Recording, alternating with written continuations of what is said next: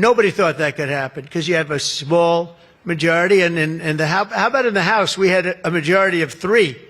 We actually went down after that for a period of about 2 months. We went down to a majority in the House of 1. And I kept saying, you know, because I'll tell you, Mike Johnson's great. The team, these 2 teams, did you ever see 2 people more different? One's tall, one's slightly less tall. We want to be polite. They are very different people, but they're the same in terms of talent. They did the 2 guys, and they get along incredibly well. We all do. We get along great. But we passed a bill. We don't need to pass any more bills. We got everything in that bill. There's nothing else we have to put. We got the largest tax cuts in history. We got the extension of the Trump tax cuts. We got all of these things. And, you know, remember, they lie. They will look at I saw it the other day, they were talking about, I call it the great big beautiful bill, but that's what it is, the great big beautiful, the biggest bill ever passed. And what they say, they make up stories. And I saw they were interviewing a senator, and they said, well, what's wrong with their bill? He didn't know what to say, because there's nothing he could say. It covers everything. He said, death. Death. It brings death. Now, if I'm a regular person and I hear that, I say, oh, that's terrible.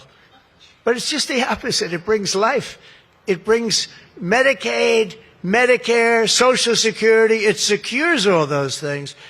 And they just are so bad. You know, they said death. It was like death. And there's nothing about death. Theirs is death. Because they're going to lose Medicaid. They're going to lose Social Security.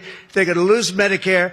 All of those things are going to be gone because the whole country would be bankrupt, and you're not going to have any kind of medical insurance. So with us, it's the opposite. And it's a great bill. We don't need any more. And I want to just say from the beginning, our message has been very simple. We will not be extorted on this crazy plot of theirs. They've never done this before. Nobody has. You always vote for an extension. Chuck Schumer and the Democrats need to vote for the clean, bipartisan CR and reopen our government. It's got to be reopened right now. We're not doing that. They are the obstructionists. And the reason they're doing it is because we're doing so well. We're doing well all over the world. We're doing well with the close to $20 trillion that I just told you about. It will be that number. But even if you take it down to over 17, that's a guarantee. We're doing well with everything. Car plants are pouring back into our country. AI plants, we're leading. We're dominating China right now in AI. And I did something that I think you'd like, because we have an old grid. It's a tired grid. It doesn't have the juice that you need to fire up these plants. You know, these plants will need more than double the energy we have right now for the whole country. That's how big it is. And we can't do that. There's no way we can do that. China is building right now 52 power stations. But I did something better. I'm letting everybody build their own power plant so they'll become like an electric utility in addition to AI. Well, Mr. President, thank you for having us. This is the 4th week of the Democrat shutdown, but we are all here today because your Republican team in the Senate is unified.